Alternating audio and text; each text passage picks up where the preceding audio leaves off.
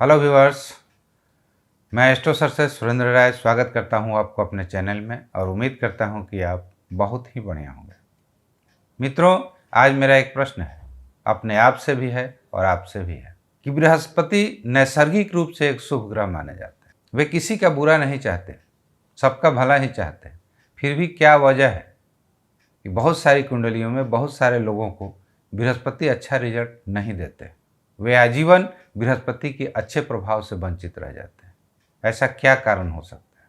इसमें तनिक भी दो मत नहीं कि बृहस्पति एक शुभ ग्रह नहीं है, क्योंकि ये ज्ञान के कारक है, उच्च शिक्षा के कारक है, धन के भी कारक है, संतान को भी इनका कारक माना जाता है। ये अन्याय किसी के साथ नहीं करते हैं। ये धार्मिक ग्रह है, धर्म की रक्षा करते हैं। तो इतने शुभ ग्रह होते हुए भी किसी किसी की जिंदगी के लिए ये कष्टदायक क्यों हो जाते हैं?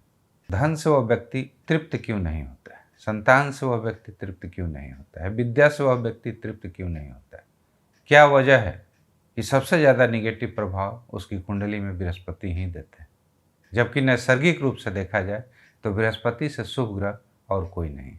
हालांकि वैदिक ज्योतिष का यह नियम है कि कोई भी ग्रह हमेशा अशुभ फल नहीं देता है और ना ही वह हमेशा शुभ फल ही देता है। परिस्थितिवश वह अपने फलों में चेंजिंग लाता है, क्योंकि ग्रह तो गतिमान है। भले ही आपकी कुंडली में कहीं भी बैठे हों, वे गोचर में रात दिन कहीं ना कहीं भ्रमण करते रहते हैं। तो कुछ ऐसे पॉइंट हैं जिसके वजह से बृहस्पति अच्छा फल नहीं करते हैं। सबसे पहला पॉइंट अगर देखा जाए तो हो सकता है कि आपकी कुंडली में, आपके लग्न में बृहस्पति अच्छे भावों के स्वामी ना हो। दूसरा पॉइंट, बृहस्पति किसी शत्रु राशि में बैठे हों या खुद बृहस्पति जाकर अपनी नीच की राशि में बैठ गए हों। इसके वजह से भी बृहस्पति के फलों में कमी आ जाती है। तीसरा पॉइंट, क्रूर ग्रहों के प्रभाव से ये प्रभावित हो सकते हैं। हो सकता है कि क्रूर ग्रहों के साथ बैठे हों, या ऐसा भी हो सकता है कि क्रूर ग्रहों के दृष्टि के प्रभाव में हो। वैसी स्थिति में भी बृहस्पति अच्छे फल नहीं देते। और चौथा, कुछ ऐसे भाव हैं जहाँ पर बृहस्पति अच्छा फल नहीं करते हैं। तो आइए इसकी हम एक एक करके चर्चा करते हैं। तो सबसे पहला मेरा पॉइंट था कि हो सकता है कि आपके लग्न के लिए वे अच्छे ग्रह नहीं हो सकता है कि आपके लग्न के लिए वे अशुभ भाव के स्वामी हैं। तो ऐसे में दो ही लग्न आते हैं, एक कन्या लग्न, इसमें आपके चौथे और सातवें भाव के स्वामी हो जाते हैं, जो ये केंद्र त्रिकोण रहित होते हैं। ये भाव मारक भी कहलाते हैं। ऐसे में ये मारक ग्रह बन जाता है। और दूसरा, तुला राशि के लिए ये तीसरे और छठवें भाव के स्वामी हो जाते हैं। तो तीसरे और छठवें भाव को अच्छा नहीं माना जाता है, इसलिए तुला राशि के लिए ये अच्छे ग्रह नहीं माने जाते। तो किसी किसी लग्न के लिए ये स्वयं में अच्छे ग्रह नहीं होते। तो खास करके कन्या लग्न और तुला लग्न के लिए ये अच्छे भाव के स्वामी होते ही नहीं। मेरा दूसरा पॉइंट था कि वे शत्रु राशि में बैठे हों या अपनी नीच की राशि में बैठे हों। तो मान लीजिए बृहस्पति यदि आपके कुंडली में मकर राशि में जाकर बैठ जाए, तो मकर राशि इनके लिए नीच की राशि हो जाती है। वहाँ पर बृहस्पति अच्छे फल कैसे दे सकते हैं? उसी तरह से यदि ये तुला राशि में बैठ जाए, मिथुन राशि में बैठ जाए, तो ये दोनों राशियाँ इनके लिए शत्रु राशि हो जाती है। वहाँ पर भी ये अच्छे फल नहीं करते हैं। अब तीसरे पॉइंट को देखते हैं कि ये पाप ग्रहों के प्रभाव में आ सकते हैं। यदि ये पाप या क्रूर ग्रहों के प्रभाव में हैं तो वहाँ भी इनका फल कम हो जाता है।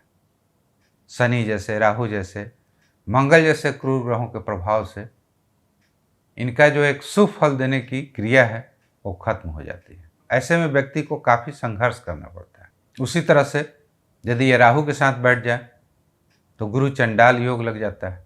क्या होता है गुरु चंडाल योग में? व्यक्ति अंधविश्वास का शिकार हो जाता है, वह कुटिलताओं से भरा हुआ होता है या अपने ज्ञान का दुरुपयोग करने लगता है।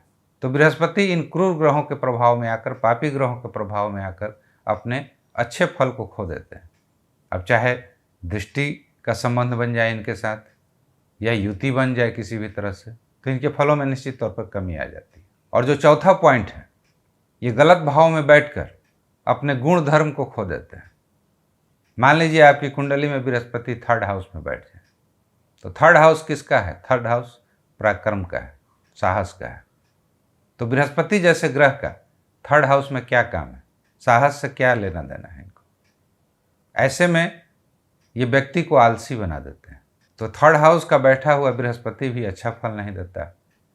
उसी तरह से षष्ठम भाव में यदि बैठ जाए तो षष्ठम भाव ऋण रोग शत्रु का होता है।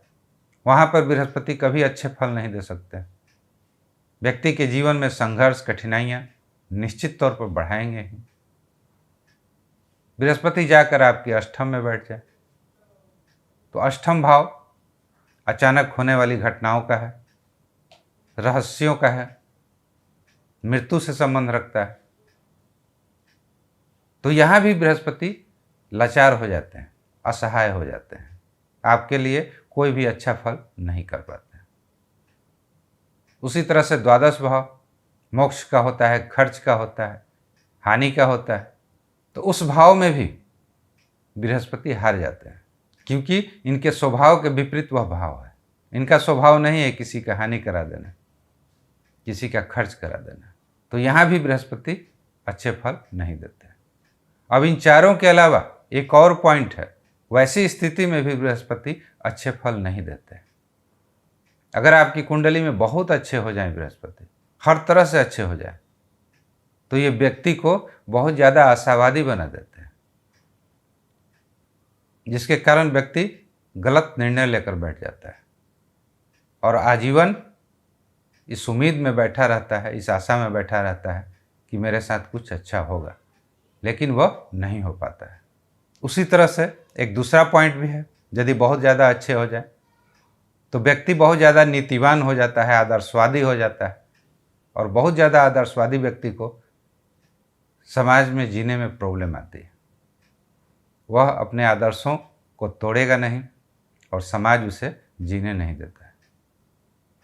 तो यहाँ भी बृहस्पति अच्छे होते हुए भी निगेटिव रिजल्ट दे देते हैं।